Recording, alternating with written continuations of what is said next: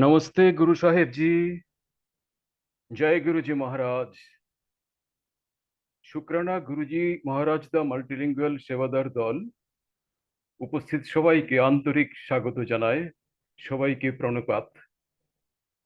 গুরুজির আজ্ঞাতে আত্ম উপলব্ধির পথে ক্রিয়াযোগ অনুধাবনে যোগী কথামৃতের যে পাঠক্রম শুরু হয়েছে, এতে আজকে আমরা পাঠ করব পরিচ্ছেদ 33, বাবাজি আধুনিক ভারতের মহাযোগী, এবং পরিচ্ছেদ 34, হিমালয়ে প্রাসাদ সৃষ্টি। আজকের এই পাঠক্রমে অংশ নেবেন সমরেশ বসু আঙ্কেল। আমি সমরেশ বসু আঙ্কেলকে অনুরোধ করছি নিজেকে আনমিউট করে গুরুজির আজ্ঞাতে আজকের পাঠক্রম শুরু করুন। জয় গুরুজি মহারাজ।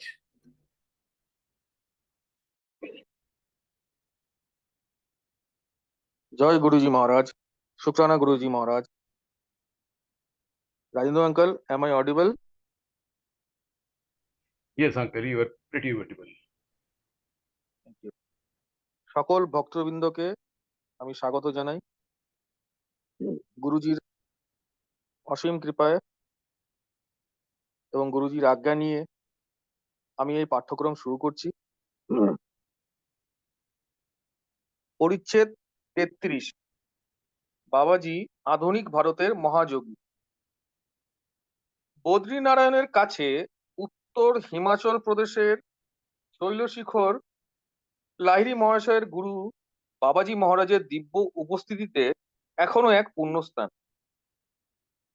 নিঃসঙ্গ মহাগুরু তার নশ্বর দেহ শতাব্দীর পর শতাব্দী, হয়তোবা যুগ যুগান্ত ধরে রক্ষা করে আসছেন। মরণজয়ী বাবাজি একজন অবতার। এই সংস্কৃত শব্দটির অর্থ হলো অবতরণ। অব মানে নিচে এবং ত্রি হচ্ছে এই ধাতুদ্বয় থেকে শব্দটির উৎপত্তি। হিন্দু শাস্ত্রে অবতার কথার মানে হলো দেবগণের শরীররূপী মর্তে আগমন।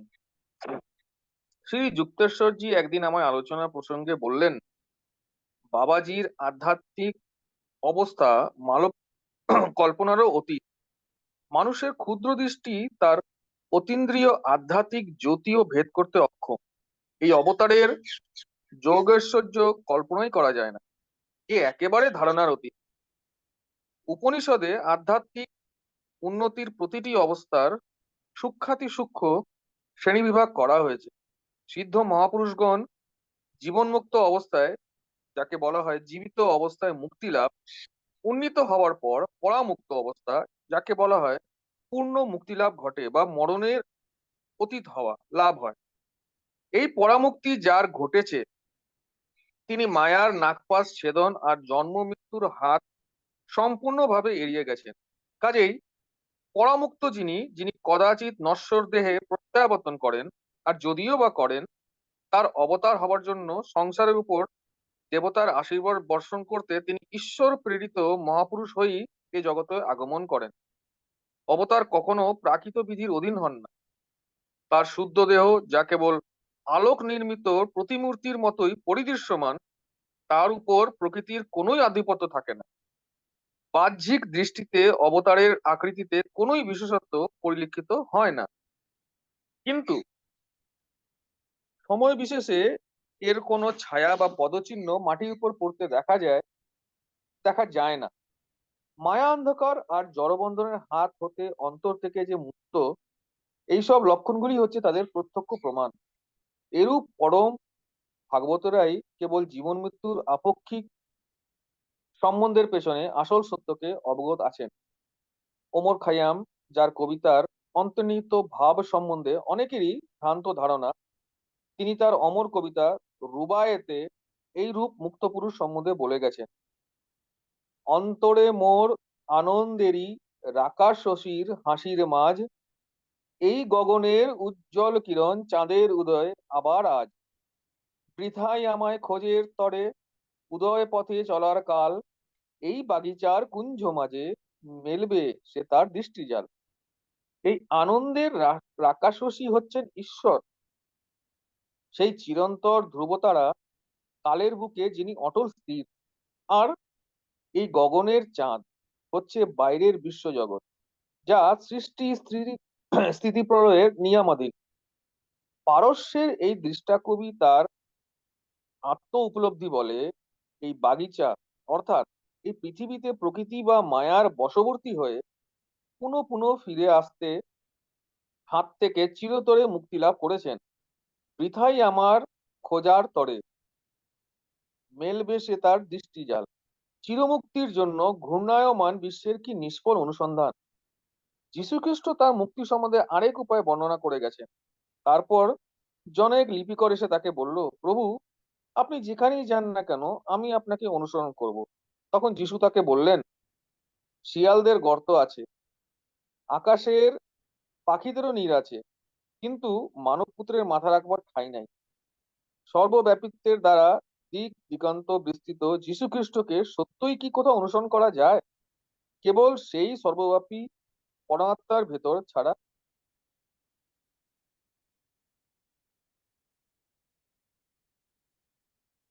শ্রীরাম শ্রীকৃষ্ণ, রামচন্দ্র, বুদ্ধদেব, পতঞ্জলি এরাই হচ্ছেন প্রাচীন ভারতীয় অবতার।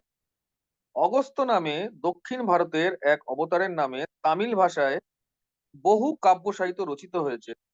খ্রিস্টীয় যুগের পূর্বে এবং পরে বহু শতাব্দী ধরে তিনি নানা অলৌকিক ক্রিয়া সম্পন্ন করেন। কথিত আছে যে অদ্যাবধি তিনি নশ্বর দেহে বর্তমান। ভারতবর্ষে বাবাজির জীবনের উদ্দেশ্য হচ্ছে ভাববাদীদের বিশেষ কর্তব্য পালনে সহায়তা করা। শাস্ত্রীয় লক্ষানুসারে তিনি মহাবতার পদবাচ্য। তিনি বলেছেন যে তিনি স্বামী সম্প্রদায়ের পূর্ণঘটক জগৎগুরু শঙ্করাচার্য আর মধ্যযুগের মহাগুরু সন্ত কবিরকে যোগদীক্ষা দেন। ঊনবিংশ শতাব্দীতে তার প্রধান শিষ্য হচ্ছেন লুপ্ত ক্রিয়াযোগের পুনরুদ্ধারক লাহিড়ী মহাশয়। মহাবতার সর্বদা খ্রিস্টের সঙ্গে যুক্ত হয়ে রয়েছেন। সর্বদাই তারা যুক্তভাবে মুক্তির স্পন্দন প্রেরণ করেছেন আর বর্তমান যুগে মুক্তির জন্য আধ্যাত্মিক প্রক্রিয়ারও ব্যবস্থা করছেন। এই দুই পূর্ণজ্ঞানী মহাগুরুদের একজন শরীরী আরেকজন অশরীরী। এদের কাজ হচ্ছে যুদ্ধ, জাতি বৈষম্য, ধর্মের গোঁড়ামি আর জড়বাদের অশুভ প্রতিক্রিয়া এ সকল পরিত্যাগ করবার জন্য সকল জাতিকে উদ্বুদ্ধ করা। বাবাজি আধুনিক কালের গতি প্রকৃতি বেশ ভালো রকমই জানেন।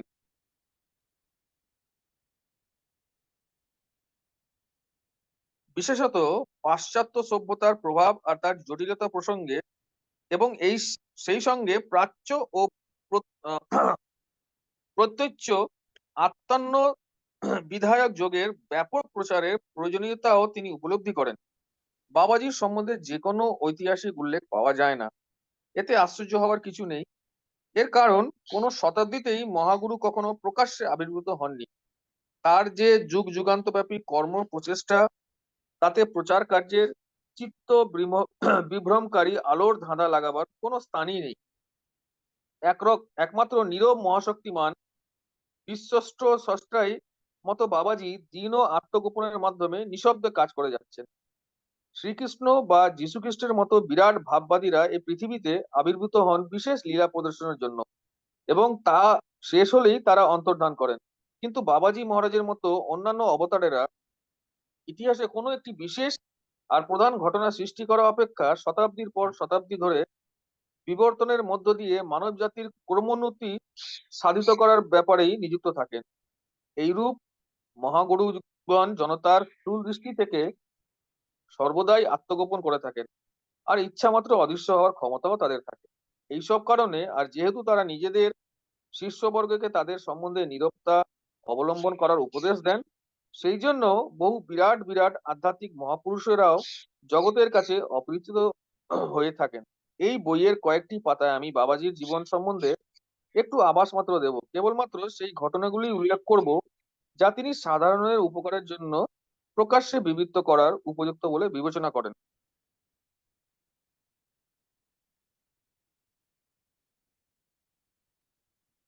বাবাজির জন্মস্থান বা তার পরিবারবর্গ বা সে সম্বন্ধে ঐতিহাসিকের কৌতূহল নিবারক কোনো ক্ষুদ্র তথ্য এতাবৎ আবিষ্কৃত হয়নি। সাধারণত যদিও তিনি হিন্দিতে কথাবার্তা বলেন, তবুও তিনি যে কোনো ভাষার অবলীলাক্রমে আলাপ করতে পারেন। তিনি নিজে বাবাজি এই অত্যন্ত সাদাসিধে নামটি গ্রহণ করেছেন। লাহিড়ী মহাশয়ের শিষ্যেরা আরো যেসব সম্মানজনক উপাধি সংযোগে তাকে অভিহিত করেন সেগুলি হলো মহামুনি বাবাজি মহারাজ, মহাযোগী, ত্রম্বক বাবা, শিব বাবা, সবই শিবাবতারের নাম, পরামুক্ত, জন্ম মৃত্যু বন্ধনের অতীত। এই মহাগুরুর সংসার জীবনের কোনো নাম আমাদের জানা নেই বলে কিছু নেই বলে কি কিছু আসে যায়? লাহিড়ী মহাশয় বলতেন, যখনই কেউ ভক্তি ভরে বাবাজির নাম উচ্চারণ করে সঙ্গে সঙ্গে সেই ভক্তের উপর বাবাজির আধ্যাত্মিক আশীর্বাদ বর্ষিত হয়। অমর মহাগুরুর দেহে বয়সের কোনো চিহ্নই পরিলক্ষিত হয় না। দেখলে তাকে 25 বছরের এক যুবা ছাড়া আর কিছুই বোধ হয় না। উজ্জ্বল বর্ণ, মধ্যমাকৃতি বাবাজির অনিন্দ সুন্দর বলিষ্ঠ দেহ হতে একটা অপূর্ব জ্যোতি বিনির্গত হচ্ছে। চক্ষু দুটি ঘন কৃষ্ণবর্ণ, শান্ত, স্নিগ্ধোজ্জ্বল। তার সুদীর্ঘ উজ্জ্বল কেশতা তাম্রবর্ণ। কখনো কখনো লাহিড়ী মহাশয়ের মুখের সঙ্গে বাবাজির মুখের নিকট সাদৃশ্য দেখতে পাওয়া যায়। সময় বিশেষে এই সাদৃশ্য এত অদ্ভুত হয় যে পরবর্তীকালে লাহিড়ী মহাশয় যুবকের মতো দেখতে বাবাজি মহারাজের পিতা বলে অনায়াসে পরিচিত হতে পারতেন। আমার সাধু প্রকৃতি সংস্কৃতের শিক্ষক মহাশয় স্বামী কেবলানন্দজি বাবাজি মহারাজের সঙ্গে হিমালয়ে কিছুদিন কাটিয়েছিলেন। কেবলানন্দজি আমায় বলেছিলেন, সেই অদ্বিতীয় মহাগুরু হিমালয়ে তার দলবল নিয়ে স্থান হতে স্থানান্তরে পরিভ্রমণ করেন। তার ছোট্ট দলটির মধ্যে খুব উচ্চকোটির আধ্যাত্মিক অবস্থান সম্পন্ন দুজন আমেরিকান শিষ্যও আছেন। কোনো জায়গায় কিছুকাল থাকবার পরই বাবাজি বলেন, টেরা ডান্ডা ওঠাও। তিনি হচ্ছেন দণ্ডধারী। তার এই কথাগুলি হচ্ছে দলবল সমেত তৎক্ষণাৎ স্নানান্তর গমনের নির্দেশ। সর্বদাই সর্বদাই যে তিনি এইরূপ সূক্ষ্মভাবে পরিভ্রমণ করেন তা নয়। কখনো কখনো শিখরান্তরে তিনি পদব্রজেই গমনাগমন করে থাকেন। তিনি ইচ্ছা করলে তবেই কেউ তাকে দেখতে বা চিনতে পারে, তা না হলে হয়। জানা গেছে যে তিনি ঈষৎ পরিবর্তিত বিভিন্ন আকৃতি ধারণ করে তার নানা শিষ্যদের সম্মুখে উপস্থিত হতেন। কখনো সশ্রু গুম্ফ বিশিষ্ট, কখনো বা সশ্রু গুম্ফবিহীন। তার অক্ষয় দেহ পোষণের জন্য কোনো প্রকার আহারের প্রয়োজন হয় না বলে তিনি কদাচিৎ কোনো খাদ্য গ্রহণ করেন। শিষ্যদের দর্শন দানের সময় লৌকিকতা হিসাবে কখনো কখনো তিনি ফল, পায়েস বা ঘৃতান্ন গ্রহণ করেন। কেবলানন্দজি বলতে লাগলেন, বাবাজির জীবনের দুটি অতি আশ্চর্য ঘটনার আমার জানা আছে। পবিত্র বৈদিক যজ্ঞানুষ্ঠানের জন্য এক রাতে প্রকাণ্ড অগ্নিকুণ্ড রচনা করা হয়েছে। তার চারপাশ ঘিরে শিষ্যেরা সব বসে আছে। মহাগুরু হঠাৎ একটা জ্বলন্ত কাষ্ঠখণ্ড গ্রহণ করে অগ্নিকুণ্ডের নিকটে উপবিষ্ট জনক শিষ্যের স্কন্ধে মৃদু আঘাত করলেন। লাহিড়ী মশাই তখন সেখানে উপস্থিত। তিনি প্রতিবাদে চিৎকার করে বললেন, এ কি মশাই, কি নিষ্ঠুর আপনি! বাবাজি বললেন, ওর প্রাক্তন কর্মফলে ওকে আগুনে পুড়ে ছাই হতে যেতে হয়। চোখের সামনে কি তুমি কি তাই দেখতে চাও? কথাগুলি বলেই তিনি তার পদহস্ত সেই ছেলেটির ক্ষতবিক্ষত কাঁধের উপর বুলিয়ে দিলেন। তারপর বললেন, আজ রাতে আমি তোমাকে যন্ত্রণায় মৃত্যুর হাত থেকে মুক্তি দিলাম। সামান্য একটু আগুনে পোড়ার থেকেই তোমার কর্মফল খণ্ডন হয়ে গেল। আরেকবার বাবাজির সঙ্গেকার সেই সাধু সঙ্গকে জনে অপরিচিতের আগমনে বিশেষ বিব্রত হতে হয়েছিল। গুরুর আস্তানার কাছে পাহাড়ের একটা দুর্গম পাড় বেয়ে লোকটা সে সময় আশ্চর্য দক্ষতার সঙ্গে সেই জায়গায় উঠে পড়েছিল। অপরিসীম ভক্তিতে উজ্জ্বল বদন আগন্তুক বাবাজিকে দেখেই বলে উঠল, প্রভু, আপনি নিশ্চয়ই সেই মহাগুরু বাবাজি। এইসব দুর্গম পাহাড়ে পর্বতে কত মাস ধরে যে আমি আপনাকে অবিরাম সন্ধান করে ফিরছি, তার কি বলবো। আপনার পায়ে পড়ি, দয়া করে আমায় আপনার শিষ্য করে নিন। গুরুজি কোনোই উত্তর দিলেন না। দেখে লোকটি পায়ের নিচে এক গভীর পাহাড়ের খাদ দেখিয়ে বলল, যদি আপনি প্রত্যাখ্যান করেন তাহলে আমি এই পাহাড় থেকে লাফিয়ে পড়বো। ভগবানকে লাভ করতে গেলে আপনার মতো লোকের কাছ থেকে যদি উপদেশই না পেলাম, তবে আমার জীবনের মূল্য কি রইল? বাবাজি ভাবলেশহীন মুখে শুধুমাত্র বললেন, পর তাহলে লাফিয়ে। তোমার এখনকার অবস্থায় আমি তোমায় গ্রহণ করতে পারি না। লোকটি তৎক্ষণাৎ সেই পাহাড় থেকে লাফ দিয়ে পড়ল। সেখানে উপস্থিত সাধুদের তো ভয়ে বিস্ময়ে বাক শক্তি লোপ পেল। বাবাজি তার হতবাক শিষ্যদের সেই অপরিচিতের দেহটি কুড়িয়ে আনতে বলল।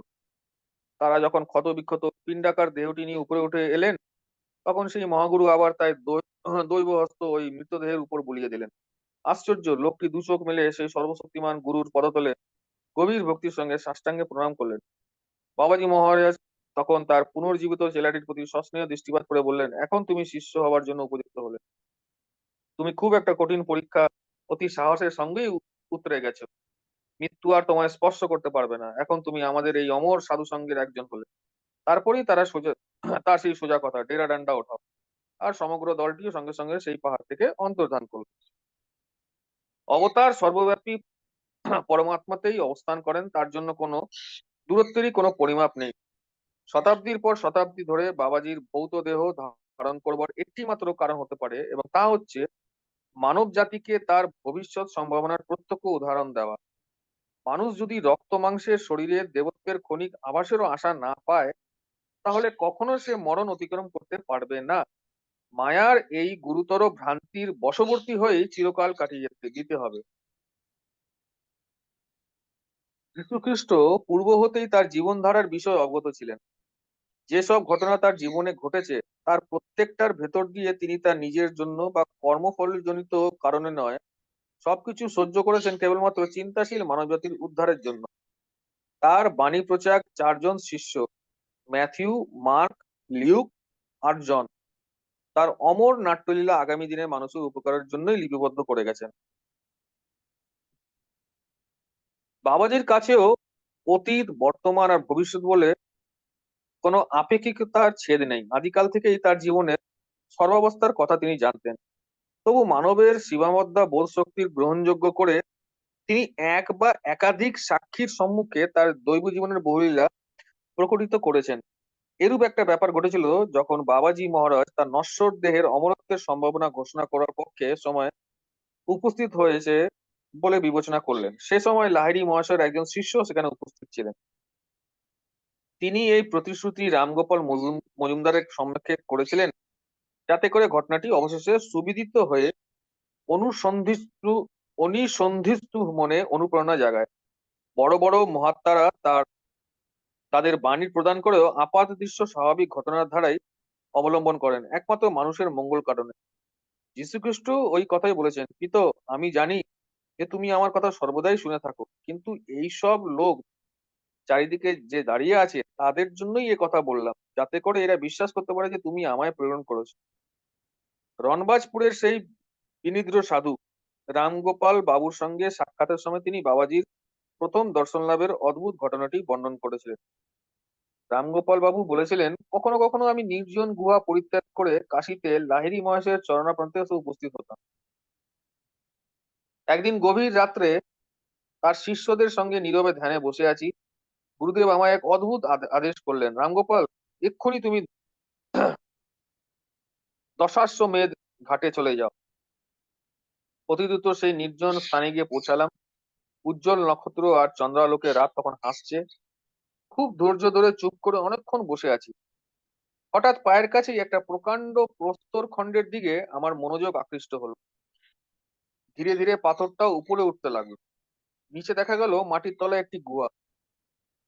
কোনো এক অজ্ঞাত উপায়ে পাথরটি উঁচু হয়ে দাঁড়িয়ে রইল, আর একটি সুসজ্জিতা অপরূপ রূপ লাবণ্যবতী সুন্দরী রমণী মূর্তি সেই গুহার ভেতর থেকে বেরিয়ে উচ্চে শূন্যে এসে দাঁড়ালেন।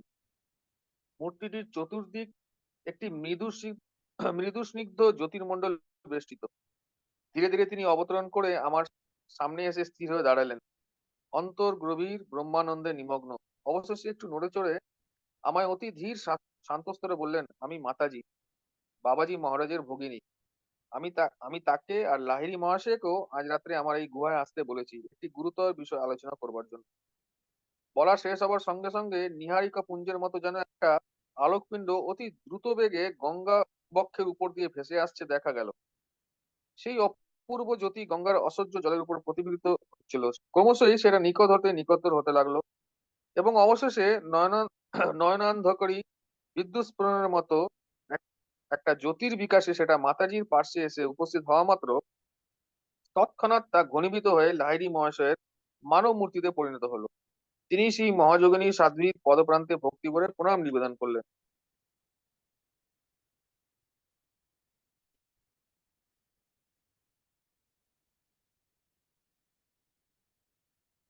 এই অভূতপূর্ব বিস্ময়ের ঘোর কাটিয়ে উঠতে না উঠতেই আবার দেখে হতবুদ্ধি হয়ে গেলাম যে রহস্যময় একটি চক্রাকার আলোকপিণ্ড আকাশপথে পরিভ্রমণ করছে।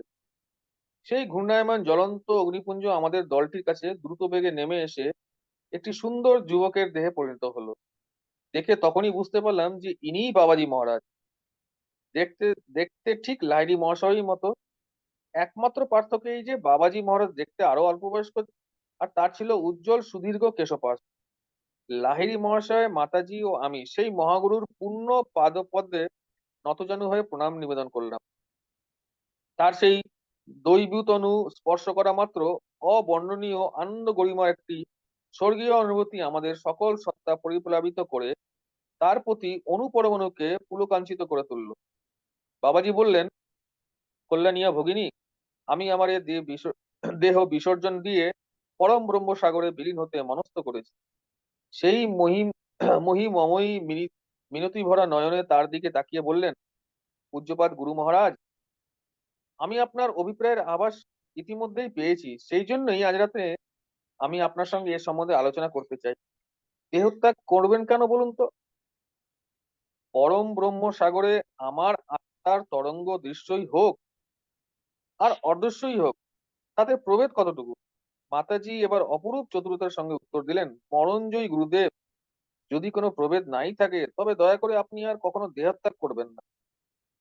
বাবাজি গাম্ভীর্যের সঙ্গে বললেন, তবে তাই হোক। আমি কখনো আমার এই জড়দেহ আর পরিত্যাগ করব না। এই দেহ পৃথিবীতে অন্তত জনকতকের কাছেও সর্বদাই দৃশ্য হয়ে থাকবে। পরমেশ্বর তোমার মুখ দিয়েই তার অভিপ্রায় ব্যক্ত করলেন। পরম শ্রদ্ধাস্পদ তিনি এই তিন ব্যক্তির কথোপকথন যখন সভয়ে ভক্তির সঙ্গে শুনছিলাম, সেই মহাগুরু তখন আমার দিকে ফিরে প্রসন্নভাবে বললেন, ভয় পেও না রামগোপাল, এই অমর প্রতিজ্ঞার দৃশ্যে সাক্ষী হতে পেরে তুমি সত্যিই ভাগ্যবান। বাবাজির মধুর কণ্ঠস্বরের ঝংকার শেষ না হতেই তার তার আর লাহিড়ী মহাশয়ের মূর্তি ধীরে ধীরে শূন্যে ভেসে উঠে দুলতে দুলতে গঙ্গার উপর দিয়ে আবার পিছু হতে চললো। নিশা আকাশে তাদের দেহ অদৃশ্য হবার সময় অত্যুজ্জ্বল আলোকের একটা ছটা তাদের সমস্ত শরীর আচ্ছাদিত করে রেখেছিল। মাতাজির দেহ শূন্যে উঠতে ভাসতে গুহার কাছে গিয়ে তার মধ্যে অবতরণ করলো, আর সঙ্গে সঙ্গে সেই বৃহৎ প্রস্তর খণ্ডটি নেমে এসে গুহামুখটি আচ্ছাদিত করলো। যে কোনো অদৃশ্য হস্তেরই এ কাজ। অপরিসীম ভাবে অনুপ্রাণিত হয়ে আমি লাহিড়ী মহাশয়ের বাড়ির দিকে ধীরে ধীরে ফিরে চললাম। পৌঁছালাম যখন, তবে সবেমাত্র ভোর হয়েছে। তার সামনে গিয়ে প্রণাম করে দাঁড়াতেই তিনি সমস্তই বুঝিয়ে আমার দিকে মৃদু চেয়ে হেসে বললেন, রামগোপাল, আমি তোমার জন্য আনন্দিতই হয়েছি। বাবাজি আর মাতাজিকে দর্শনের অভিলাষ যা তুমি আমার কাছে প্রায় ব্যক্ত করতে, অবশেষে তার একটা অত্যাশ্চর্য পরিণত ঘটলো। আমার গুরু ভাইরা আমায় জানালেন যে মধ্যরাত্রিতে আমি চলে যাওয়ার পর থেকে লাহিড়ী মহাশয় তার আসন থেকে বিন্দু মাত্রও নড়েননি।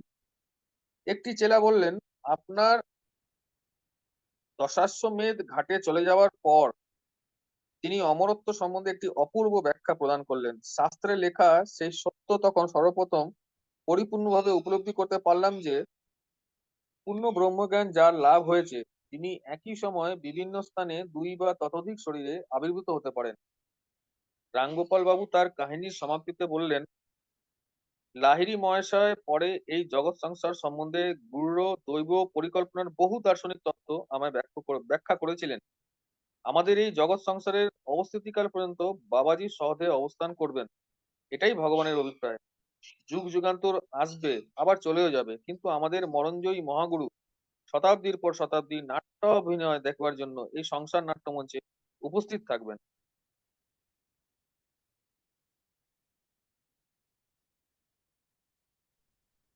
রাজেন্দু আঙ্কাল। জয় গুরুজি মহারাজ। আহ, পরিচ্ছেদ 33 পাঠ শেষ হলো। পাঠ সেন- শেষ হলো। সেনগুপ্ত আঙ্কেল এর উপরে আপনার অভিমত ব্যক্ত করতে চান, তাহলে বোধহয় সুবিধা হবে। আর তার আগে যদি কারো কোনো প্রশ্ন থাকে, তাতে আরো সুবিধা হবে সেনগুপ্ত আঙ্কেলকে ব্যাখ্যা করতে। সমরেশ বসু আঙ্কেল, আপনারও যদি কোনো প্রশ্ন থাকে আপনি নিশ্চয়ই প্রশ্ন এখানে রাখতে পারেন। আর অন্য কারোর যদি প্রশ্ন থাকে তাহলে হ্যান্ড রেজ করুন, সেটাতে সুবিধা হবে।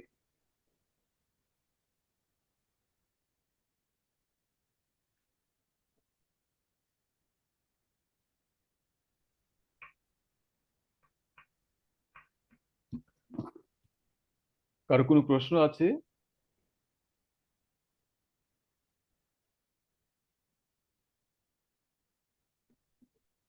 ওকে, সমরেশ বসু আঙ্কেল, আপনার নিজের কোনো প্রশ্ন আছে?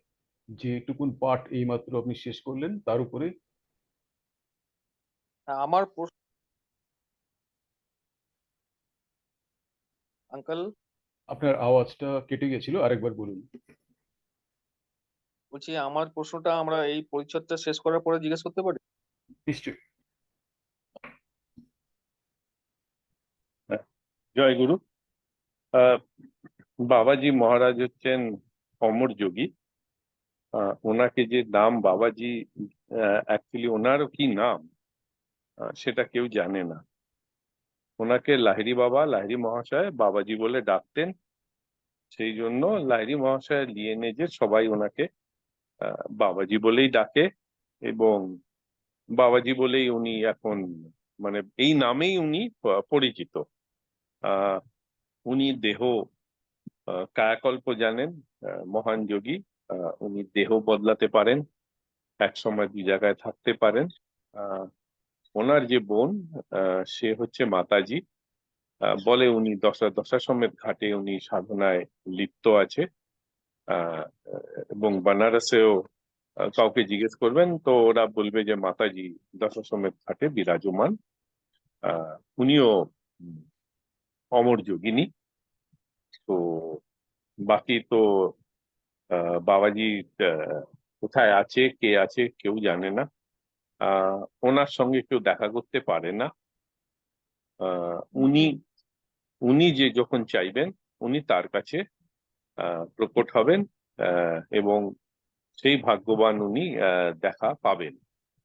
শরীরে, সূক্ষ্ম শরীরে অনেকেই যোগের সময় সূক্ষ্ম শরীরে বাবাজির অনুভূতি, সূক্ষ্ম শরীরে অনুভূতি পেয়েছে, বাবাজি যে বিরাজমান।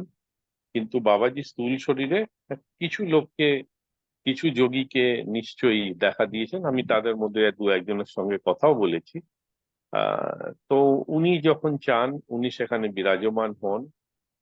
বয়স 22-24-এর মতনই লাগে, যেরকম লিখেছে। এবং উনি ওনার যা বার্তা, যা জিনিস তাকে দিয়ে উনি আবার অদৃশ্য হয়ে যান। তো এরকম এক্সপিরিয়েন্স কিছু যোগীদের আছে, তারা লিখেছে। আহ, এবং সেরকম একটা এক্সপিরিয়েন্স রামগোপাল মজুমদার বাবুর আমরা বললাম। তো এবং এই যে ক্রিয়াযোগ বাবাজি মহারাজই লাহিড়ী মহাশয়ের মাধ্যমে সবাইকে প্রদান করেছেন। আর ওখানে যে আরেকটা জায়গায় বলা আছে জীবনমুক্ত অবস্থা।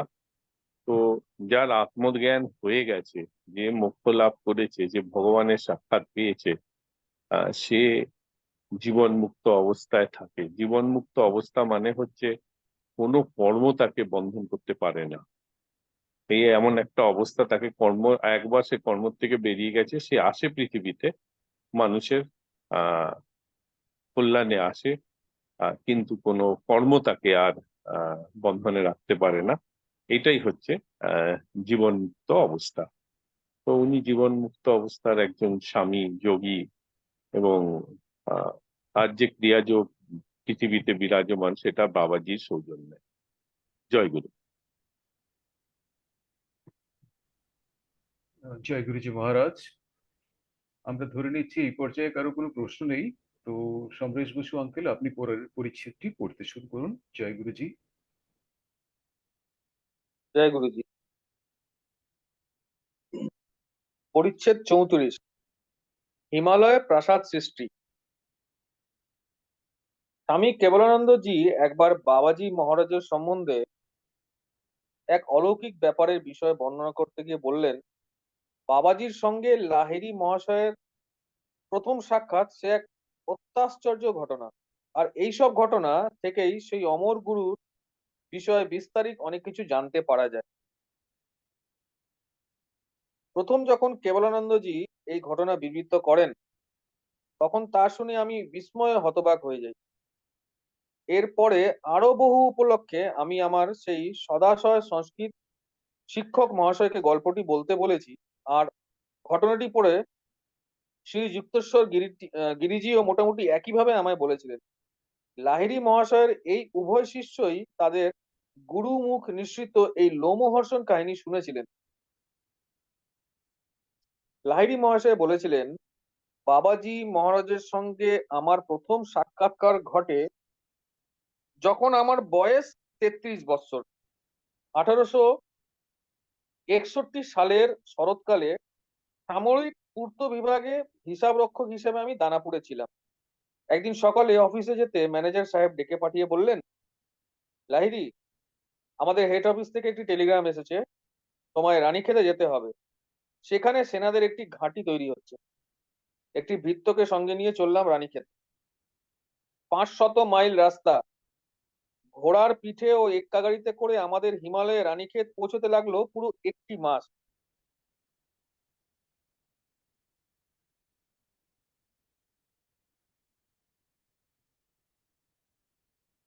অফিসের কাজে যেসব খুশি যে খুব বেশি ছিল তা নয়। আহ, আমি সেই বিরাট পাহাড় পর্বতে নানা জায়গায় ঘুরে বেরিয়ে বহু সময় কাটাতাম। লোক মুখে শোনা গেল জায়গাটিতে খুব বড় বড় সাধু সন্ন্যাসীরা বাস করেন। তাদের দেখতেই মানে দেখতে মনে বড়ই বাসনা হলো। একদিন বিকেলের দিকে একটা পাহাড়ে বেড়াতে বেড়াতে শুনতে পেলাম খুব দূর থেকে আমার নাম ধরে কে যেন ডাকছে। শুনে তো ভয়ানক আশ্চর্য হয়ে গেলাম। যাই হোক, সেই পাহাড়টার নাম ছিল দ্রোণগিরি। চড়াই ভেঙে তখন খুব দ্রুত উঠতে লাগলাম। মনে মনে কিছুটা অস্বস্তি বোধ হতে লাগলো, যে এই কারণে যে জঙ্গলে যদি অন্ধকার নেমে আসে তাহলে আমার পক্ষে ফিরে যাওয়া দুঃসাধ্য হবে। যাক, শেষ পর্যন্ত একটা ফাঁকা জায়গায় উঠে এলাম, যার চারধারে সব ছোট ছোট গুহা। দেখি পাহাড়ের একটা উঁচু পাথরের উপর দাঁড়িয়ে এক সহস্রবদন যুবক স্বাগত ভঙ্গিতে তার হাতটি বাড়িয়ে রয়েছে। দেখে আরো আশ্চর্য হয়ে গেলাম যে একমাত্র তামাটে রঙের তার ঘন চুল ছাড়া আমার সঙ্গে তার চেহারার এক অদ্ভুত সুসাদৃশ্য রয়েছে। সাধুটি সস্নেহে আমায় হিন্দিতে সম্বোধন করে বললেন, লাহিড়ী, তুমি এসেছো? যাক, এই গুহাতে এখন একটু বিশ্রাম করো, আমিই তোমায় ডাকছিলাম। একটি পরিষ্কার ছোট্ট গুহাতে প্রবেশ করে দেখলাম যে কতকগুলো পশমের কম্বল আর কমণ্ডলু সেখানে রয়েছে। একটি কোণে ছিল ভাঁজ করা একটি কম্বল। তা দেখিয়ে যোগীটি জিজ্ঞাসা করলেন, লাহিড়ী, তুমি ওই আসনটিকে চিনতে পারো? বললাম, না মশাই। তারপর আমার দুঃসাহসিক কাজে কতটা যেন ভীতিবহল হয়ে পড়েই বললাম, আমায় এখনই যেতে হবে, রাত এসে পড়লো, সকালে অফিসে অনেক কাজ আছে। সেই রহস্যময় সাধুটি তখন ইংরেজিতে উত্তর দিলেন, অফিসকেই তোমার জন্য এখানে আনা হয়েছে, তোমাকে অফিসের জন্য নয়, বুঝলে? শুনে অবাক হয়ে বললাম, এই অরণ্যবাসী সন্ন্যাসীটি শুধু ইংরেজিতে কথাবার্তা বলতে পারেন যে তা নয়, যীশু খ্রিস্টের বাণীর ভাবার্থও করতে পারেন। তারপর বললেন, দেখছি যে আমার টেলিগ্রামের ফল ফলেছে। যোগীটির কথাগুলি আমার কাছে অত্যন্ত দুর্বোধ্য ঠেকলো, তাই এ কথার মানে কি জিজ্ঞাসা করলাম। আমি তোমার সেই টেলিগ্রামের কথা বলছি, যা পেয়ে তুমি এই নির্জন প্রদেশে এসেছো। আমি তোমার উপরওয়ালার মনে নীরবে এই ধারণা জন্মিয়ে দিয়েছিলাম যে তোমার এই রানীক্ষেতে বদলি হওয়া দরকার।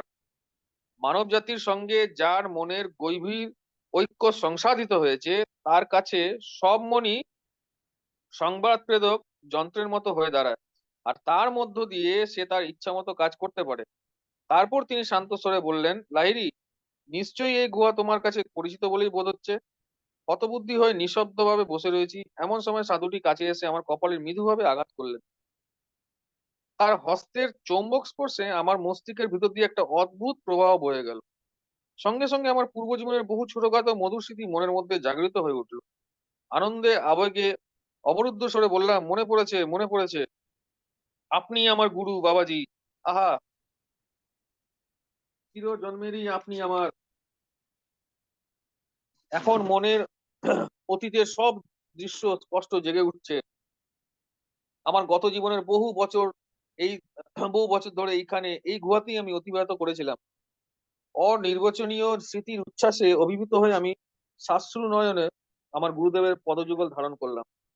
স্বর্গীয় প্রেমে বিগলিত কণ্ঠে বাবাজি বললেন, 30 বছরের বেশি সময় ধরে আমি তোমার জন্য অপেক্ষা করছি। অপেক্ষা করছি এই জন্যে যে তুমি আমার কাছে আবার ফিরে আসবে। কিন্তু তুমি পালিয়ে গেলে আমার কাছ থেকে। পালিয়ে গিয়ে মরণের পাড়ে যে নতুন জীবনের উদ্দাম স্রোত বইছে, সেই স্রোতের মধ্যে তুমি অদৃশ্য হলে। প্রাক্তন কর্মে জাদু দণ্ড তোমায় স্পর্শ করলো, আর তুমি হলে অদৃশ্য। তুমি আমায় দেখতে না পেলেও কিন্তু আমি তোমার উপর বরাবরই নজর রেখে এসেছি।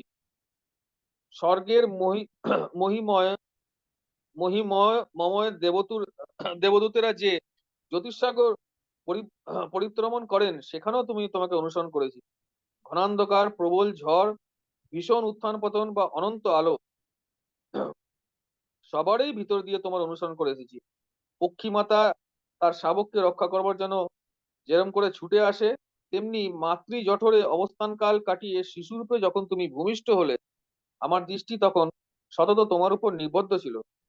ঘূর্ণির বালুভূমিতে পদ্মাসনে বসে যখন ছোট্ট দেহটিকে বালির মধ্যে ঢাকা দিতে, তখনও আমি অদৃশ্যভাবে সেখানে উপস্থিত থাকতাম।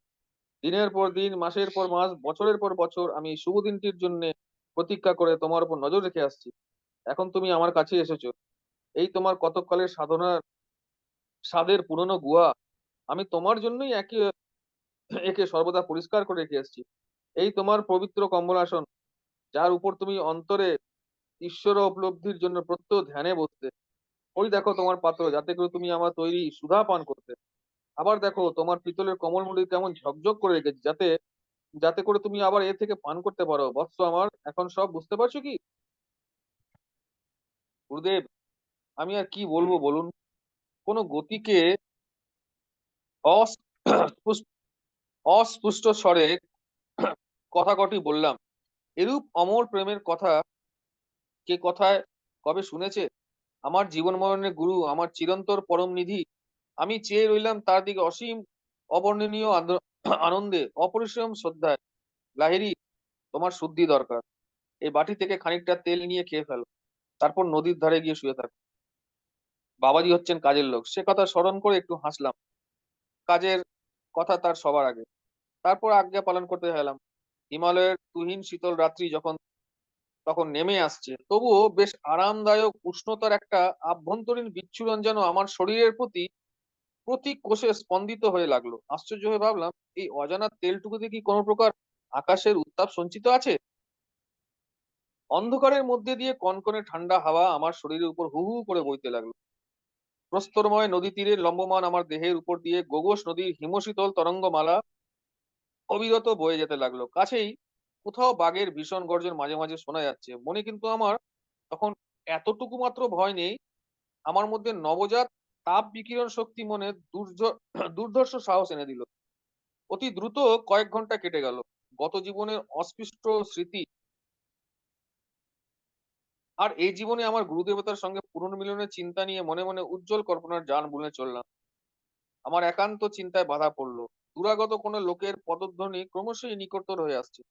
অন্ধকারে একটি মানুষের হাত সযত্নে আমাকে ধরে দাঁড় করিয়ে দিল এবং তারপর পড়ার জন্য কিছু শুকনো কাপড় চাপড়ও দিল। লোকটি বলল, এসো ভাই, গুরুদেব তোমার জন্য অপেক্ষা করছেন। জঙ্গলের ভেতর দিয়ে লোকটি আমায় পথ দেখিয়ে নিয়ে চললো। তমসাচ্ছন্ন রাত্রির বুকে কোথাও দূরে একটা স্থির উজ্জ্বল প্রভা হঠাৎ উদ্ভাসিত হয়ে উঠলো। আমি জিজ্ঞাসা করলাম, সূর্য উঠলো নাকি? কই, রাত তো এখনো শেষ হয়নি।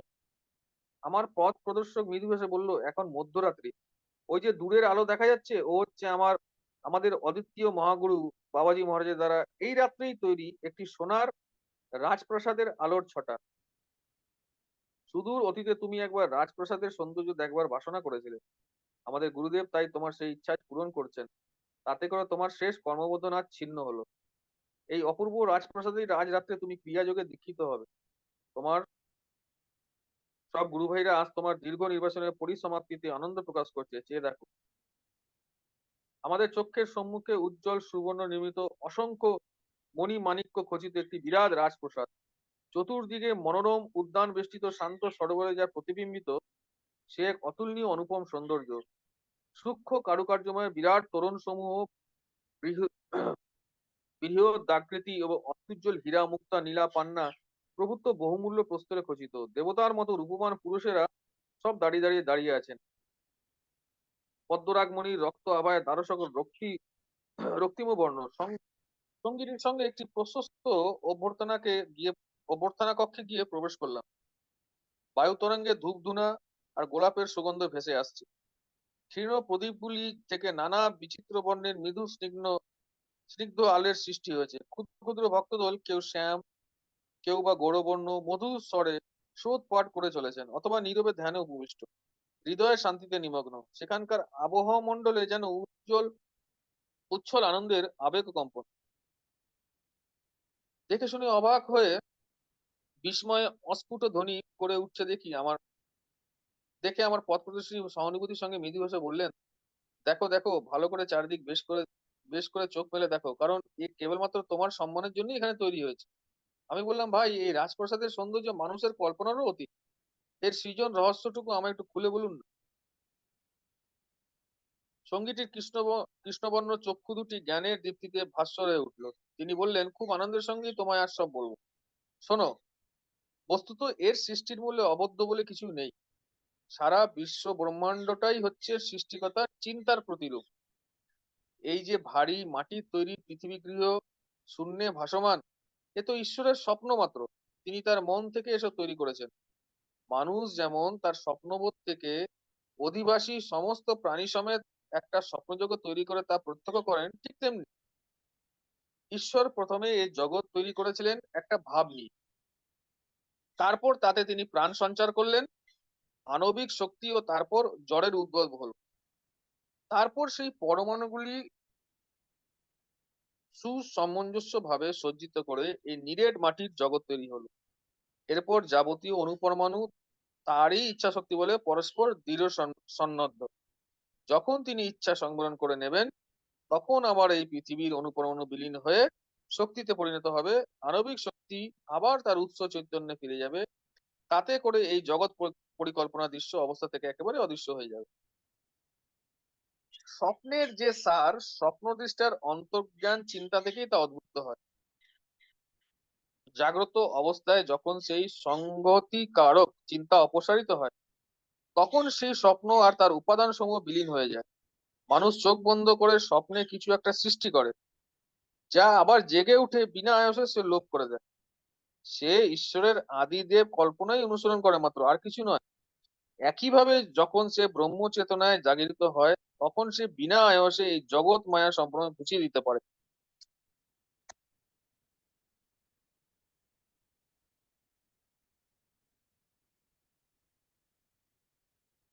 সেই সর্বার্থ সাধক অনন্ত ইচ্ছা শক্তির সঙ্গে একীভূত হয়ে বাবাজি সৃষ্টির মূল উপাদান অনুপরমাণুদের সঙ্গত করে যে কোনো আকারে প্রকাশিত করতে পারে।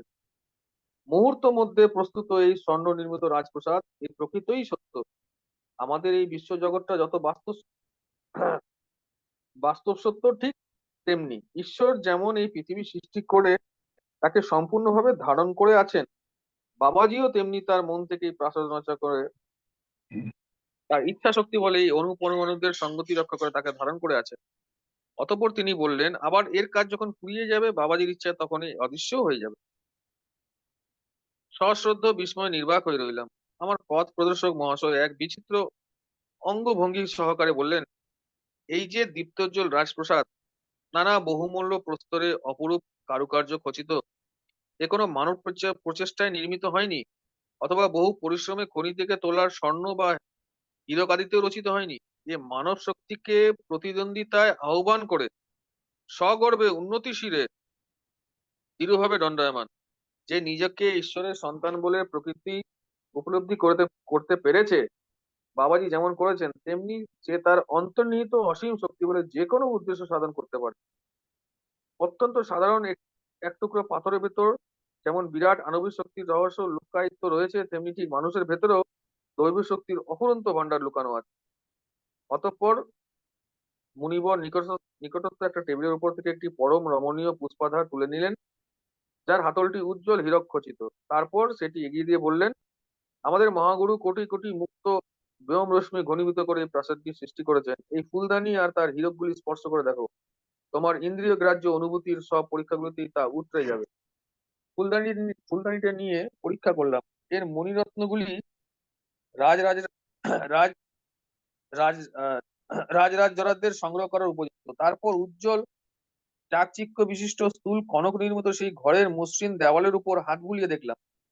মনে একটা গভীর সন্তোষ সঞ্চারিত হলো। আমার বহু অতীত জীবনের অবচেতনার মধ্যে লুকায়িত একটা অবরুদ্ধ কামনা সঙ্গে সঙ্গে মনে হলো তার পরিচিত্র হয়ে একেবারে নির্মূল হয়ে গেল।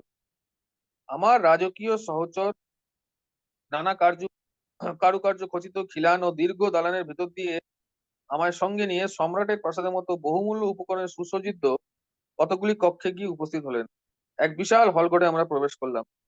মধ্যস্থলে একটি স্বর্ণ সিংহাসন স্থাপিত, নানা মণি মাণিক্য খচিত, তা থেকে নির্গত নানা বর্ণের উজ্জ্বল দুটি চতুর্দিকে আলোকিত করে রেখেছে। সেখানে পদ্মাসনে উপবিষ্ট আমাদের গুরুজি বাবাজি মহারাজ। আমি সেই চকচকে মেজের উপর তার পদতলে নতজানু হয়ে বসলাম। লাহিড়ী, এখনো কি তোমার সোনার রাজপ্রাসাদের স্বপ্ন কামনায় বিভোর হয়ে রয়েছে? গুরুদেবের চক্ষু দুটি তার তৈরি নীলার মতোই জ্যোতির বিকিরণ করছিল। গুরুদেব বললেন, জাগো বৎস, জাগো। তোমার সব পার্থিব আকাঙ্ক্ষা এখন চিরতরে মিটে যেতে চলেছে। তারপর তিনি কতকগুলি দুর্বোধ মন্ত্রে আশীর্বচন উচ্চারণ করে বললেন, বৎস, ওঠো।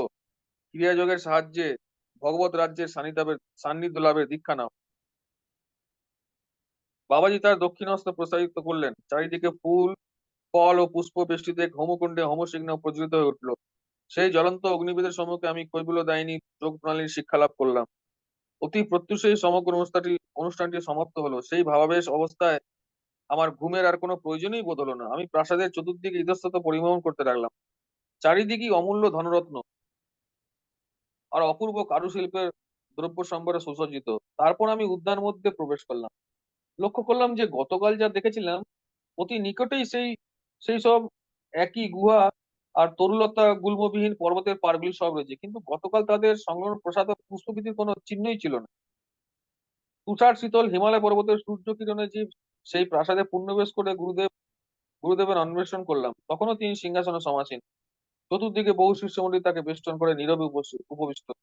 বাবাজি বললেন, লাহিড়ী, তোমার এখন খিদে পেয়েছে বুঝতে পারছি। আচ্ছা, চোখ বোঝো। চোখ খুলবার পরই দেখি যে সেই মায়াপ্রসাদ আর তার উদ্যান সবই অদৃশ্য হয়ে গেছে। আমার নিজ দেহ, বাবাজি এবং তার শিষ্যগণের মূর্তি সব এখন ঠিক যে স্থানে প্রাসাদটি অবস্থিত ছিল সেখানকার উন্মুক্ত ভূমিতে উপবিষ্ট রয়েছে। জায়গাটা সেই পর্বত গুহার সূর্য আলোকিত প্রবেশপথ থেকে বেশি দূরে নয়। মনে পড়ে গেল আমার পথ প্রদর্শক তো আগেই বলেছিলেন যে প্রাসাদটি কাজ শেষ হয়ে গেলে আবার অদৃশ্য হয়ে যাবে। আর এই সংহত অনুপরমাণুগুলি যেখান থেকে তাদের উৎপত্তি হয়েছিল সেই সব ভাবরূপে বিলীন হয়ে যাবে। হতভম্ব হয়ে পড়লেও আমি পূর্ণ বিশ্বাসের সঙ্গে গুরুর দিকে তাকালাম। কি জানি আজকের এই ভোজবাজির দিনে আবার কি ঘটতে পারে তা তো বলতে পারি না। বাবাজি বললেন, যে উদ্দেশ্যে প্রাসাদটি তৈরি হয়েছিল তা এখন শেষ হয়েছে। তিনি ভুঁই হতে মাটির হাঁড়ি তুলে নিয়ে আমায় বললেন, এর ভেতরে হাত দিয়ে ঢুকিয়ে দেখো, যা তোমার খেতে ইচ্ছে হবে তাই পাবে, নাও শুরু করো। শূন্য মাটির হাঁড়িটা ছুতেই গরম গরম গাওয়া ঘিয়ে ভাজা লুচি, নানা রকম মুখরোচক তরকারি আর বহুবিধ মিষ্টান্ন তার ভেতরে এসে গেল। খেতে লাগলাম। দেখি যে হাঁড়িটা আর ফুরোয় না। খাবার শেষ হলে জলের জন্য চারিদিকে তাকালাম। গুরুদেব সামনে সেই হাঁড়িটা দেখিয়ে দিলেন। আশ্চর্য, খাবারগুলো তখন সব অদৃশ্য হয়ে গেছে আর তার জায়গায় রয়েছে নির্মল শীতল জল। বাবাজি বললেন, অতি অল্প লোকে জানে যে ভগবানের রাজ্যের ভেতর আমরা এইসব পার্থিব প্রয়োজনের রাজ্য আছে। ঈশ্বরের রাজ্য আমাদের জগৎ সংসারও বিস্তৃত, কিন্তু এই জগৎ সংসার সবই মায়াময় বলে এ সত্যের কোনো সার নেই, বুঝলে। বললাম, পূজনীয় গুরুদেব, স্বর্গ ও মর্তের মধ্যে যে সৌন্দর্যের সংযোগ রয়েছে তা কাল রাত্রে আপনি আমায় দর্শন করালেন। তারপরে সেই অদৃশ্য প্রাসাদের কথা স্মরণ করে মনে মনে এইভাবে হাসলাম যে এরূপ প্রত্যক্ষ বিলাসিতার মধ্যে আত্মার সুমহান আর গুরুতত্ত্ব বিষয়ে নিশ্চয়ই কোনো সাধারণ যোগী এমন ভাবে দীক্ষা পাননি। বর্তমান দৃশ্যের বাস্তবতার দিকে তেমনি শান্তভাবেই তাকাতে লাগলাম।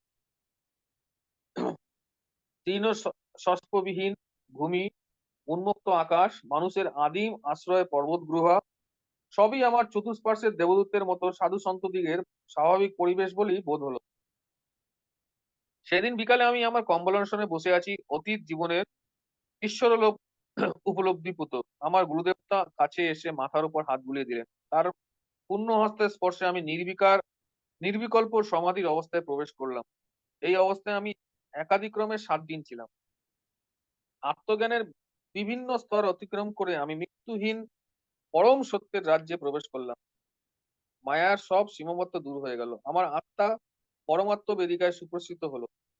অষ্টম দিবসে আমি গুরুদেবের শ্রীচরণ প্রণিপাত করে কাতর আবেদন করলাম যেন তিনি আমাকে এই পবিত্র বনভূমিতেই সর্বদাই নিজের সঙ্গে রাখেন। বাবাজি আমায় আলিঙ্গন করে বললেন, বৎস, এ জন্মে তোমাকে বাইরের দর্শকমণ্ডলীর সামনেই অভিনয় করে যেতে হবে। তোমার বহু জন্মের নির্জন সাধনার আশীর্বাদ পুত হলেও এই জীবনে তোমায় সংসারের মানুষদের মধ্যেই থাকতে হবে। বিয়ে হয়ে গিয়ে তোমার ছোটখাটো একটি সংসারের আর সেই সঙ্গে তার দায়িত্বের ভার না পাওয়া পর্যন্ত আমার সঙ্গে যে তোমার দেখা হয়নি, তার মধ্যে একটা গুরু উদ্দেশ্য নিহিত ছিল। হিমালয়ে আমাদের এই গোপন ছোট্ট দলটিতে যোগদান করার ইচ্ছা এখন পরিত্যাগ করো। একজন আদর্শ গৃহযোগীর উদাহরণস্বরূপ তোমার জীবন জনবহুল সংসারের ভিতরেই কাটাতে হবে। তিনি বলে যেতে লাগলেন, সংসারের বহু বিভ্রান্ত নরনারীর হতাশ ক্রন্দন বৃথাই মহাজনদিগের পুণ্যে প্রবেশ করেনি। বহু আগ্রহশীল আর অনুসন্ধিৎসু লোকেদের ক্রিয়াযোগের দ্বারা আধ্যাত্মিক শান্তি এনে দেওয়ার জন্যই তুমি নির্বাচিত হয়েছ।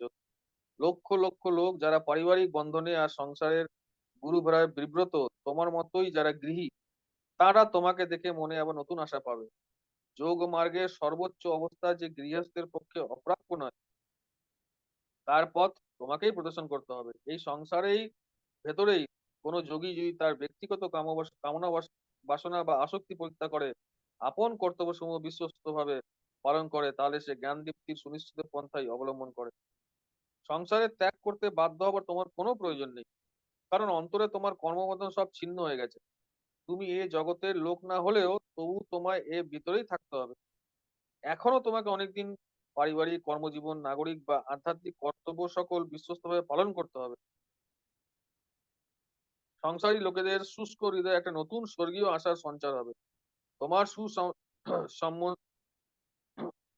সুসামঞ্জস্য জীবন দেখতে তারা বুঝতে পারবে মুক্তি আসে অন্তরের বৈরাগ্যে, বাইরের ত্যাগে নয়। হিমালয়ের সেই নির্জনতার মধ্যে গুরুর কথাগুলি শুনতে শুনতে মনে হলো যেন আমার সংসার, আমার অফিস, এই পৃথিবী কত দূরে সরে গেছে। তবুও তার কথার মধ্যে ব্রজকঠোর সত্যের ভাব পরিস্ফুট। নিতান্ত অনুগত ভাবেই সেই স্বর্গীয় শান্তির আনন্দ লিও ত্যাগ করতে সম্মত হলাম। শিষ্যকে যোগ সাধনে দীক্ষাদান করবার সব প্রাচীন আর কঠিন নিয়মগুলি বাবাজি আমায় শিখিয়ে দিলেন। তিনি বললেন, যারা উপযুক্ত একমাত্র সেই সব শিষ্যকে কেবল ক্রিয়া দেবে। ঈশ্বর লাভের জন্য যারা সবকিছু পরিত্যাগ করবার দৃঢ় পণ করেছে, তারাই কেবল ধ্যান যোগের মধ্যে দিয়ে জীবনের চরম রহস্য ভেদ করার উপযুক্ত। আমি কাতর নয়নে সানু নয় বললাম, গুরু মহারাজ, দেবতা আমার এই লুপ্ত ক্রিয়াযোগ পুনর্জীবিত করে আপনি মানব জাতির যে কি অশেষ কল্যাণ সাধন করলেন তার বলা যায় না, কিন্তু শিষ্যত্ব গ্রহণের কঠোর বিধিনিষেধগুলি একটু শিথিল করে দিয়ে সে সুযোগ কি আপনি আরো প্রসারিত করবেন না? তাই আমার প্রার্থনা, সবাই যারা ক্রিয়া নিতে আন্তরিকভাবে ইচ্ছুক, এমনকি তারা প্রথমে অন্তরে পরিপূর্ণ বৈরাগ্য আনবার প্রতিজ্ঞা না করতে পারলে, তাদেরও ক্রিয়া দেওয়ার জন্য আমায় অনুমতি দেন। ত্রিতাপে তাপে তাপিত দুঃখ যন্ত্রণা ক্লিষ্ট এই সংসারের নরনারী, তাদের বিশেষ উৎসাহ প্রদান প্রয়োজন। আর ক্রিয়াযোগ যদি তাদের কাছ থেকে দূরেই সরিয়ে রাখা হয়, তাহলে তো তারা মুক্তির পথে এগোবার কোনো চেষ্টাই করতে পারবে না। তবে তাই হোক, দেখছি ভগবানের ইচ্ছা তোমার মুখে দিয়ে প্রকাশ পেল, যে কেউ ভক্তিভরে সাহায্য প্রার্থী হয়ে ক্রিয়া নিতে আসবে, অবাধ্যে তাদের সবাইকে ক্রিয়া দিয়ে দিও।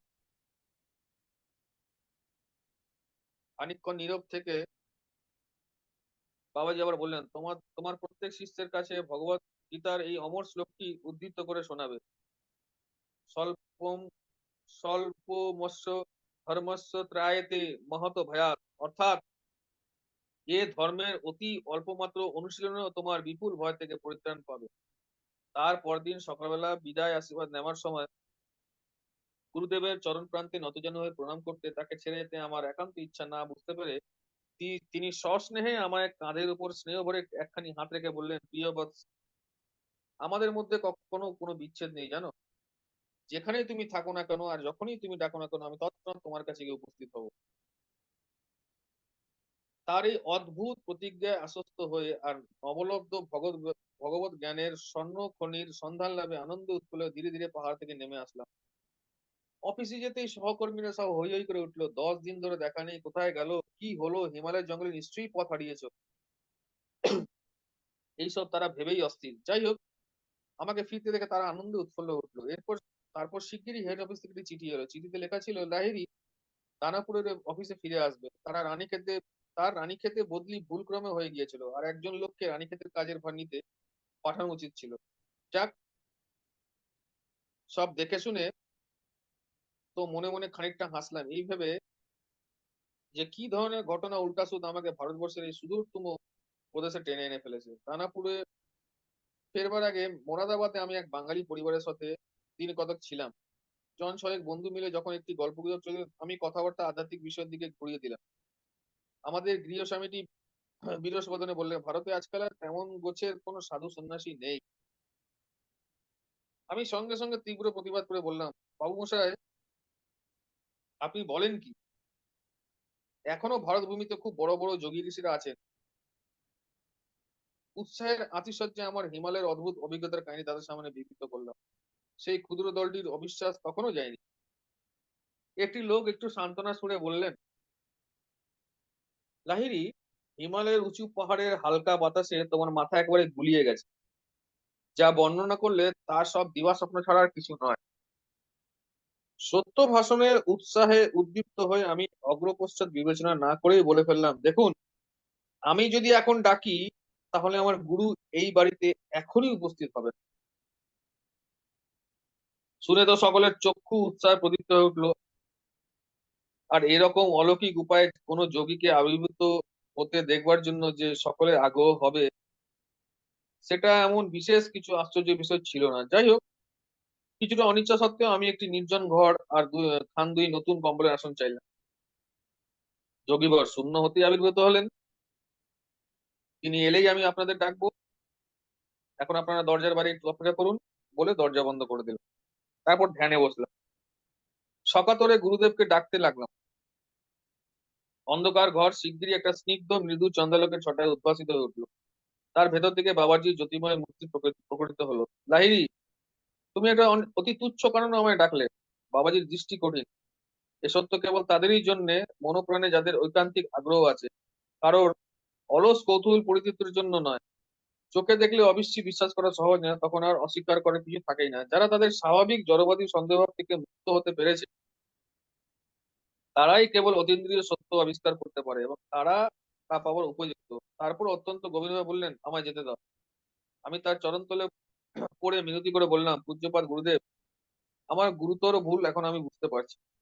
আপনার চরণতলে আমি ক্ষমা প্রার্থনা করছি। আধ্যাত্মিক বিষয়ে অন্ধ এইসব লোকেদের মনে বিশ্বাস সৃষ্টির উদ্দেশ্য নিয়ে আমি আপনাকে ডাকতে সাহসী হয়েছিলাম। যখন আপনি আমার প্রার্থনা স্বীকার করে দয়া করে উপস্থিত হয়েছেন, তখন আমার বন্ধুদের আশীর্বাদ না করে আপনি চলে যাবেন কেন? অবিশ্বাস হলেও তারা শুধু আমার অদ্ভুত উক্তির সত্যার বিষয়ে অনুসন্ধান করতে ইচ্ছুক হয়েছিল। আচ্ছা বেশ, থাকবো কিছুক্ষণ। অবশ্যই আমিও ইচ্ছে করি না যে তোমাদের বন্ধুর সামনে তোমার কথা খেলো হয়ে যায়।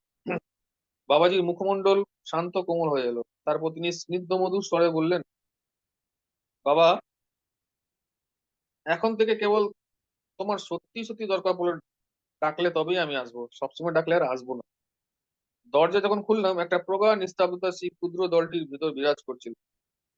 বন্ধু বান্ধব যেন তাদের চোখ কানকে অবিশ্বাস্য করে সেই কম্বলাসনের উপর অবস্থিত জ্যোতির্ময় মূর্তির দিকে হতবাক হয়ে চেয়ে রইলেন। একটি লোক হো হো করে হেসে উঠে বললেন, হে হচ্ছে সকলকে একসঙ্গে সম্মোহিত করা, এছাড়া আর কিছু নয়। তাছাড়া আমাদের অজান্তে কোনো লোকের পক্ষে এই ঘরে ঢোকা সম্ভবই বা কি করে?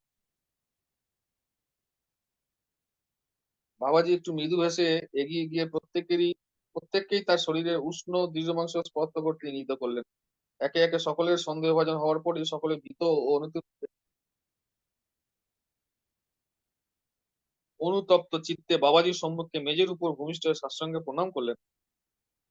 বাবাজি তখন বললেন, খানিকটা হালুয়া তৈরি করে আন দেখি। এসো সবাই মিলে খাওয়া যাক, কি বল? আমি বুঝতে পারলাম যে তার সশরীরে আবির্ভাবের সত্যতার আরো প্রমাণ প্রদর্শনের তিনি এই অনুরোধ করলেন। হালুয়া তৈরি হতে লাগলো। এধারে সেই গুরুদেবতাও অতি মধুর ভাবে তাদের সঙ্গে নানাবিধ আলাপ করতে লাগলেন। সন্নিগ্ধ টমাসদের ভক্তশ্রেষ্ঠ সেন্ট পলে বিরাট পরিবর্তন সাধিত হলো। খাওয়া দাওয়ার পরে যাওয়ার পর বাবাজি একে একে প্রত্যেককে আশীর্বাদ করলেন। তারপর হঠাৎ এক বিদ্যুৎ ঝলকের মতো জ্যোতিস্ফুত আমরা দেখলাম বাবাজির পঞ্চভৌতিক দেহের মূল উপাদানের অনুপ্রমাণগুলি তৎক্ষণাৎ ছিন্ন বিচ্ছিন্ন হয়ে শূন্য বিচারী আলোক বাষ্পে পরিণত হলো। গুরুদেবের ঈশ্বরানুপ্রাণিত প্রবল ইচ্ছাশক্তি এখন তার শরীররূপে ধৃত অনুপ্রমাণগুলির সংহতি শ্রোধ করে দিল। আর সঙ্গে সঙ্গে কোটি কোটি প্রাণ কণিকা স্ফুলিঙ্গ সেই অনন্ত আধারে মিলিয়ে গেল। সেই দলের ভেতরকার মৈত্র মহাশয় নামে এক ভদ্রলোক গভীর শ্রদ্ধার সঙ্গে আমায় একবার বলেছিলেন, আমি নিজের চোখে সেই মৃত্যুঞ্জয়ী মহাগুরুকে দেখেছি।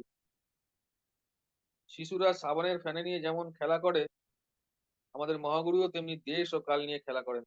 আমি এমন এক মহাপুরুষের সাক্ষাৎ পেয়েছি যার হাতে একসঙ্গে স্বর্গ ও মর্তের চাবিকাঠি রয়েছে।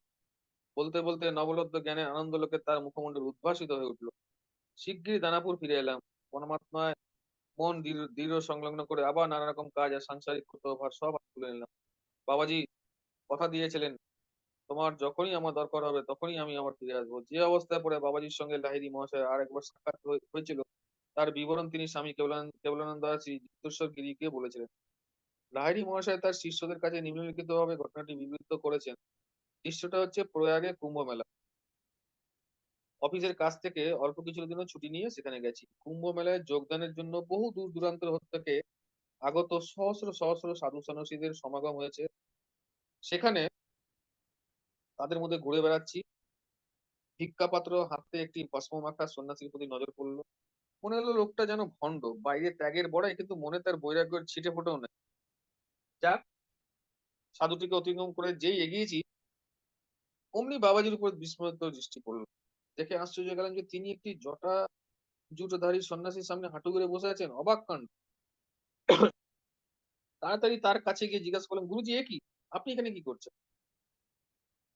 বাবাজি আমার দিকে চেয়ে সরল শিশুর মতো এসে বললেন, আমি এই সন্ন্যাসীটির পা ধুয়ে দিচ্ছি, তারপরে এই উচ্ছিষ্ট বাসন মেজে দেবো।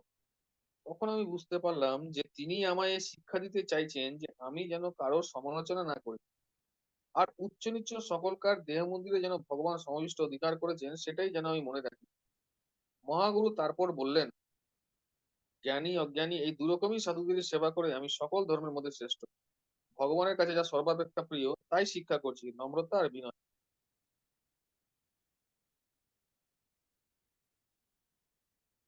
জয় গুরুজি আঙ্কল।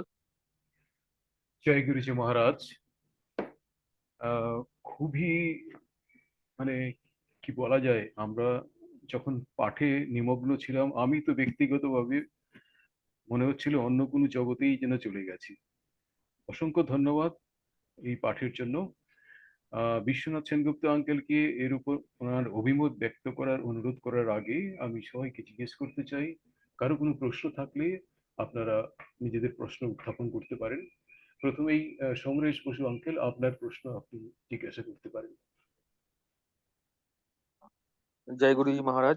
আমার প্রশ্ন হচ্ছে যে আমরা আহ, মানে আমি এখন সবে শুরু করেছি, অতটা আমি বুঝতে পারছি না বা অত ভেতরে আসছে ব্যাপারগুলো, কিন্তু আমি ঠিক ধরতে পারছি না। আমার উদ্দেশ্যটা কথা যে আমরা যে এই যোগী কথামৃত এই বইটি পাঠ করছি, প্রত্যেকটা শব্দে বা প্রত্যেকটা বাক্যে যে গুরুজিও যে আজ্ঞা দিয়েছেন, আমার জানি না মনে হচ্ছে, বা আপনাদেরও সবারই মনে হচ্ছে কিনা জানি না, এটা আমি ব্যক্তিগত অনুভব করেছি, মনে হচ্ছে কি ইনি ইনি আমাদের এই সর্বশ্রেষ্ঠ গুরু, ইনি হচ্ছেন আমাদের এই গুরুজি মহারাজ।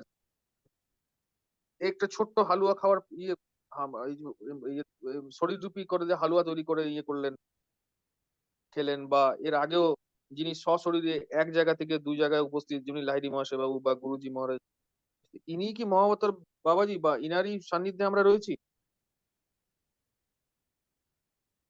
আহ, আম, সেনগুপ্ত আঙ্কেল এই প্রশ্নের নিশ্চয়ই জবাব দেবেন ওনার অনুভব ব্যক্ত করে। শুধু এই প্রশ্নটা খুব দারুণ প্রশ্ন করেছেন।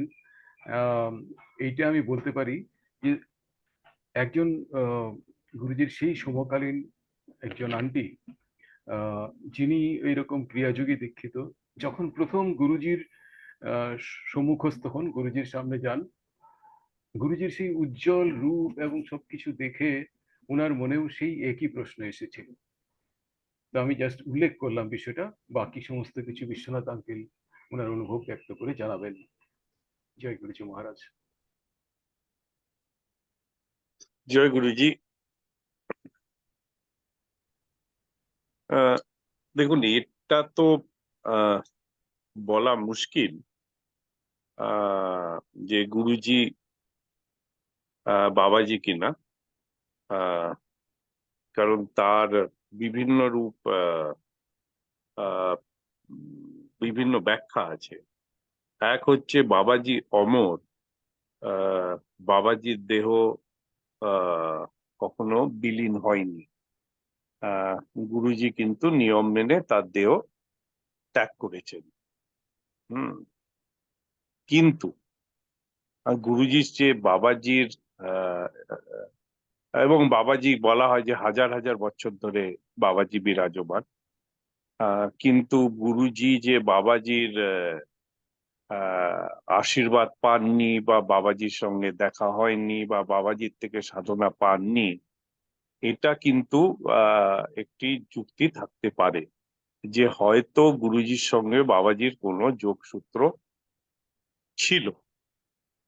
কারণ গুরুজি নিজের গুরুর সম্বন্ধে খুব একটা কিছু বলেননি। আর যেহেতু উনি বলেননি, সেহেতু আমাদের অতটা জানা নেই। কিন্তু মানে এগুলো অনুমান সাপেক্ষ, যে হয়তো গুরুজির সাথে বাবাজির দেখা হয়েছে, গুরুজির থেকে বাবাজির থেকে গুরুজি আশীর্বাদ পেয়েছেন, এবং গুরুজি উম, এই এই এই জন্যে অনেক আহ, মানে যখন একজন সমাধিপ্রাপ্ত হয়, তখন তো সেই সেই স্তরটাই আলাদা। এটাতে এই চ্যাপ্টারই পড়া হলো। তো সেই স্তরে কিরূপ কানেকশন হয়, কিরূপ কমিউনিকেশন হয়, এটা অনেকটা না বলা মুশকিল, এবং সেটাকে কনসিভ করাটাও মুশকিল। কারণ আমাদের চেতনা স্তরটা তো অত উন্নত নয়। কিন্তু হ্যাঁ, এইটুকু বলা যেতে পারে যে বাবাজির সাথে গুরুজির হয়তো কোনো যোগসূত্র নিশ্চয়ই ছিল। এবং সেই যোগসূত্রটা কি, কারণ যেহেতু গুরুজি নিজে বলেননি, সেহেতু এগুলো না অনুমান সাপেক্ষ। জয় গুরুজি। আর কারো কোনো প্রশ্ন আছে?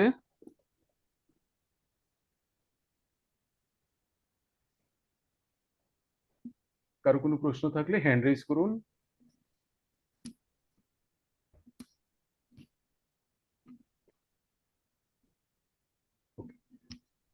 তাহলে মনে হচ্ছে এই পর্যায়ে এখন আর কোনো প্রশ্ন নেই। তো আমরা যেভাবে পাঠ শুরু করেছি, প্রথম দিনের সেই উক্তিটাকে আরেকবার আমরা যদি মনে করি, যে গুরুজি বলেছেন যে অটোবায়োগ্রাফি অফ যোগী এবং শিব পুরাণ পড়া করো, পড়ো, এতে আমারই কথা। তো সেই সূত্র ধরেই কিন্তু পাঠ হচ্ছে, এবং আমরা প্রতিদিনই দেখতে পাচ্ছি প্রতিটি ছত্রে, প্রতিটি প্যারাগ্রাফে, প্রতিটি পরিচ্ছদে আমরা গুরুজিকেই উপলব্ধি করতে পারছি। এবং সেই উপলব্ধি করার মধ্য দিয়ে যতখানি আমরা ক্রিয়াযোগ সম্বন্ধে জানতে পারছি, তার মধ্য দিয়ে গুরুজি নিশ্চয়ই আমাদের আত্ম উপলব্ধির দিকেই নিয়ে যাবেন। সেই প্রার্থনা গুরুজির কাছে করছি আমরা সবাই মিলে। এবং ধরে নিলাম আর কারো কোনো প্রশ্ন নেই। এবং তাহলে আমরা, এবং সেনগুপ্ত আঙ্কেলের যদি আর কিছু অ্যাড করার না থাকে, তাহলে আমরা আজকে অনুষ্ঠান এখানে শেষ করার জন্য গুরুজির কাছ থেকে আজ্ঞা নেব। না, আমার কিছু আর অ্যাড করার নেই। এই ঘটনাটা খুবই খুবই অলৌকিক, এবং আমরা যা যোগে বলি যৌগিক ঘটনা। কারণ এই ঘটনার পরেই আহ ক্রিয়াযোগ সাধনা আবার সাধারণ মানুষ মধ্যে আবার প্রচার, প্রচলিত এবং শিক্ষাদানটা শুরু হয়েছে। তো এটা একটি মহান ঘটনা। তো রানীক্ষেতে অনেকে যায়। এটা রানীক্ষেতে দারহাট বলে একটি জায়গা। তো এখানে অনেকে সেই গুহা, বাবাজি যে গুহায় লাহিড়ী মশাইকে দিয়েছিলেন, বাবাজি কেভ ওটাকে বলা হয়।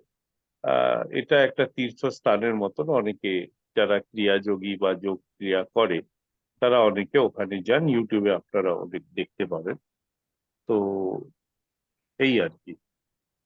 তো উম, জয় গুরুজি। জয় গুরুজি মহারাজ। গুরুজি মহারাজের চরণ কমলে কোটি কোটি প্রণাম এবং অসংখ্য ধন্যবাদ গুরুজিকে, যে গুরুজির কৃপাতেই আমরা এই দিব্য গ্রন্থের পাঠের পথে পাঠ করে যাচ্ছি। ধন্যবাদ সমরেশ বসু আঙ্কেলকে, যিনি আজকের এই পাঠে অংশ নিয়েছেন। ধন্যবাদ সবসময় বিশ্বনাথ সেনগুপ্ত আঙ্কেলকে। ধন্যবাদ যারা আজকের এই পাঠক্রমে সরাসরি অংশ নিয়েছেন। ধন্যবাদ যারা আগামী দিনে এই পাঠক্রমের রেকর্ডিং এর মাধ্যমে একে অনুধাবন করার চেষ্টা করবেন। সেই সঙ্গে আমরা গুরুজি মহারাজ থেকে আজকের অনুষ্ঠান শেষ করার জন্য আজ্ঞা নেব। জয় গুরুজি মহারাজ।